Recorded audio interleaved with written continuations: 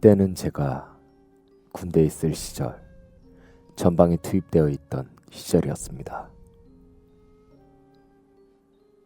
저는 당시에 중화기 중대 K4라는 소대의 일원이었고 화기 특성상 전방 투입과 동시에 소총 중대로 배속되어 전방에 투입되게 되었습니다. 일단 각설하고 전방 야간 근무라는 것이 TV에 나오는 것처럼 그리 호락호락하지 않습니다. 흔히 말하는 혹한기 훈련이라든가 유격과 같은 훈련은 겨울의 전방 근무에 비하면 천국과 같은 나날이라 할 수 있겠죠. 아무리 길어야 일주일도 안 되는 그 훈련이 몇 개월을 말도 안 되는 추위와 싸우는 것은 개인적인 생각에 비교 자체가 되지 않는다고 생각합니다. 또한 여름은 잠과의 싸움이라고도 할 수 있습니다. 해가 떠 있는 낮엔 각종 노역에 시달려야 했으며 그 시달림의 끝에 근무를 나서게 되면 피공과의 싸움도 엄청났었죠. 여튼 제가 막 병장을 달고 2개월째를 보내고 있던 중에 이런 일이 있었습니다. 당시 제 위로 몇 없던 시절이었죠.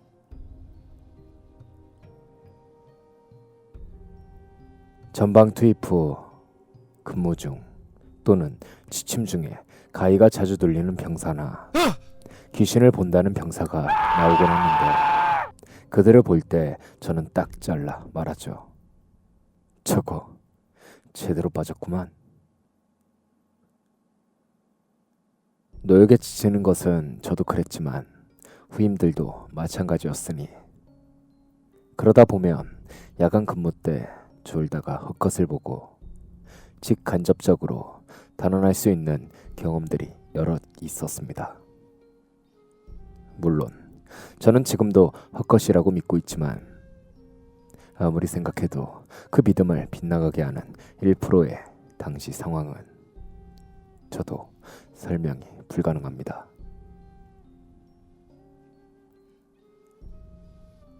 여기서부턴 제가 겪은 지금 생각해도 제 눈이 의심이 가는 이야기를 하나 해드리겠습니다. 때는 가을 동화 3화가 방영되는 날이었습니다. 하지만 이야기를 잠시 돌려 사건 발생 6일 전으로 가겠습니다. 첫 주 방영 1, 2화에 이미 가을 동화에 노예가 된 모든 소초원들은 2화가 끝나자마자 다음 주 전반야 근무자는 누구인가 하고 상황실로 달려가는 상황이었죠. 전반야 근무자란 해지기 30분 전에 투입되어 자정 30분까지 서는 근무자들을 말합니다. 물론 가을 동안 못 보는 시간대의 근무고요.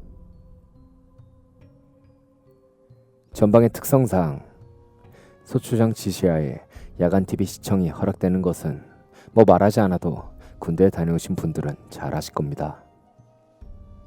그렇게 달려오는 병사들의 기대감을 알았는지 상황실에서 상병의 외침이 들려왔습니다.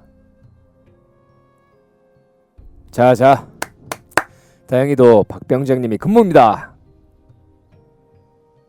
참고로 여기서 박 병장은 접니다. 오, 제대로인데. 다행이다.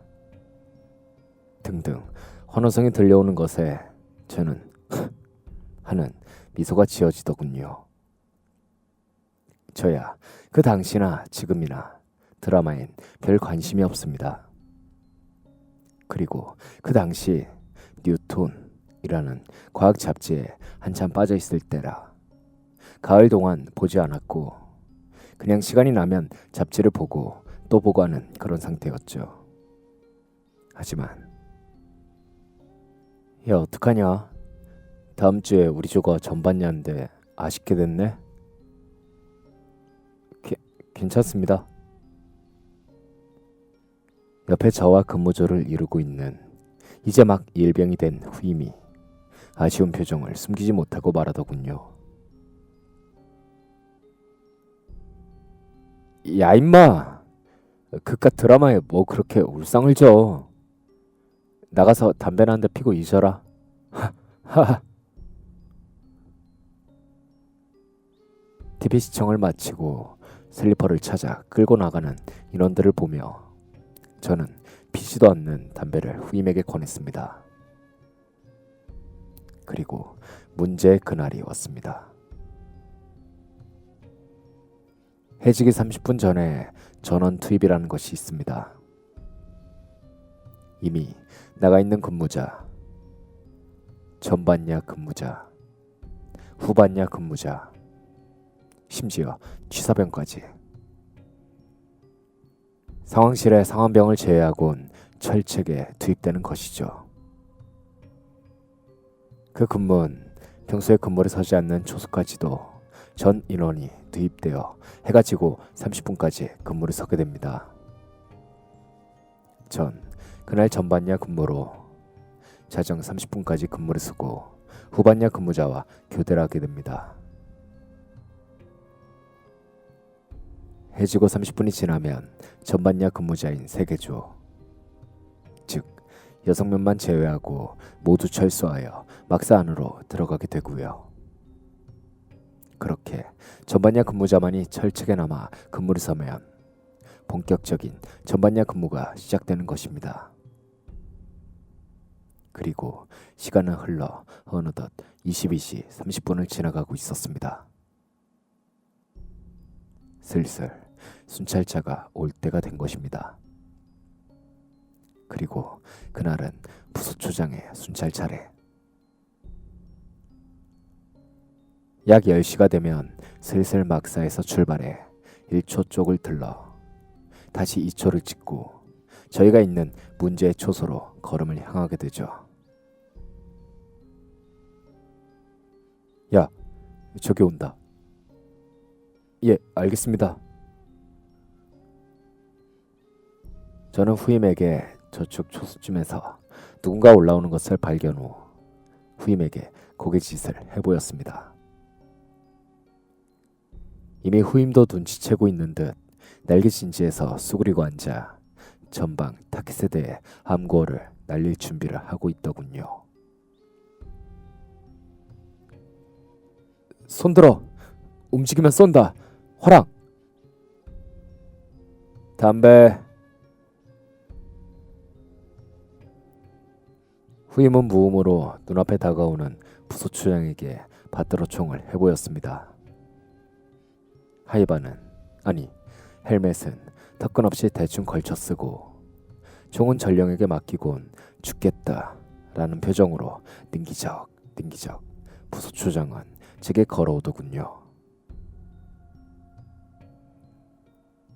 박병장 어떡하냐? 뭐가 말입니까? 가을 동화하는 날인데 못 봐서 어떡해? 그러곤 후임 쪽도 쓱 살펴보는 것입니다. 저야 뭐 안 봐도 그만이지만 김일병이 많이 아쉬울 겁니다. 그래? 부소초장이 제 부사수를 바라보자 동기인 전령과 이것저것 얘기하던 그는 아닙니다 라고 경직된 자세를 취하더군요. 그의 부소초장은 부사수의 어깨를 툭툭 두어 번 치곤 고개짓으로 저의 근무 초소를 가리켜 보였습니다. 부사수는 후다닥 초소 안으로 들어가 순찰 일지를 들고 나와 부소초장에게 내밀더군요. 아이, 가을 동화 봐야 되는데 옌병알 순찰이 딱 걸렸네. 하하, 운이 없으셨습니다. 주말에 재방송 보셔야지 말입니다. 그러게. 그러곤 부소초장은 휘갈기듯 순찰 일지를 쓰곤 후임에게 건넸습니다. 후반야 것도 써놨다. 예. 후반야 순찰은 새벽 2시경에 돌아야 하지만 이미 그것까지 계산해서 써놨다는 말이죠. 그 사이에 올 다른 근무자들의 공백 몇 칸을 띄운 채 찍고 올게. 예, 다녀오십시오. 충성. 저는 짧게 받들어 총을 해보이곤 후임을 바라봤습니다. 보고해. 예, 알겠습니다. 저 멀리 51년대와의 협조점으로 올라가는 부소초장과 전령의 모습을 보며 저는 후임에게 지시를 내렸습니다.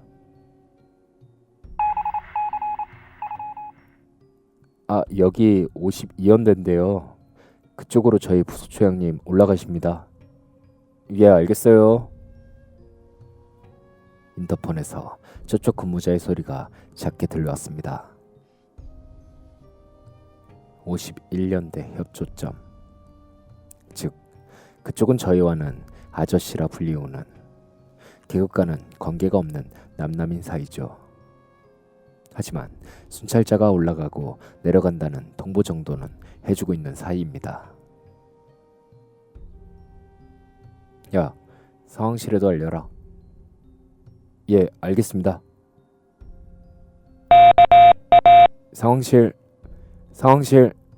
5초석 김일병입니다.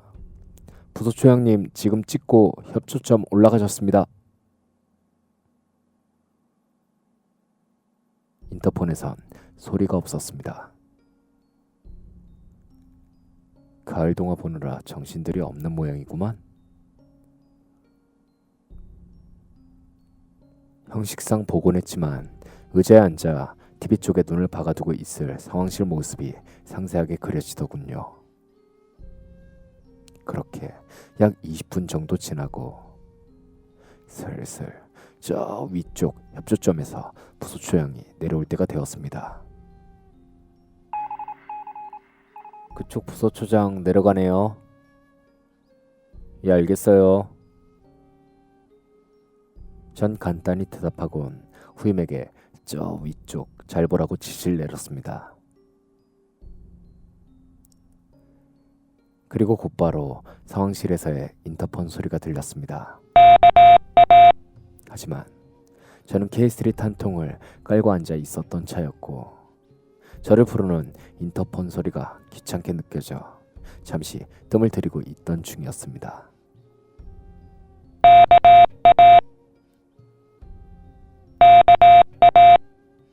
그렇게 인터폰의 소리가 2번 더 울렸고 상황실에서도 답답했는지 저를 부르는 목소리가 들려오더군요.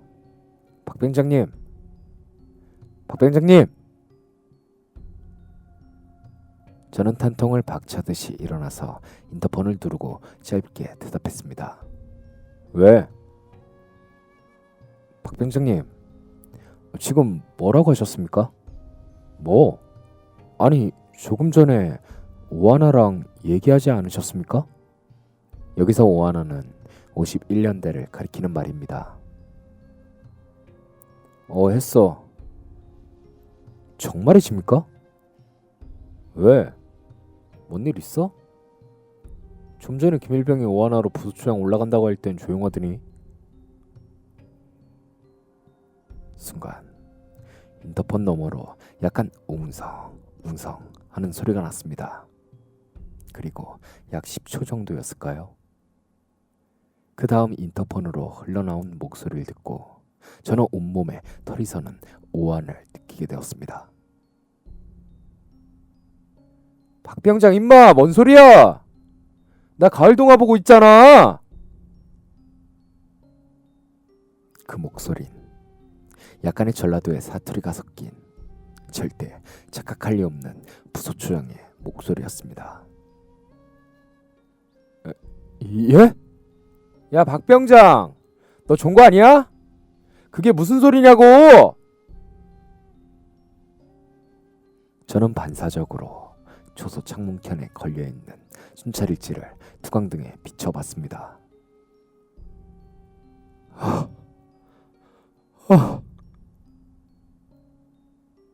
절대 따라할 수도 없는 악필.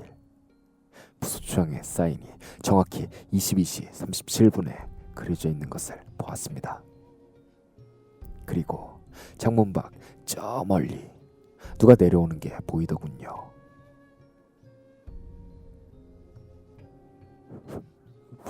부소추장님, 순찰일지에 부소추장님의 사인이 있는데 말입니다. 그리고 저기 지금 부소추장님이 내려오고 계십니다. 뭐?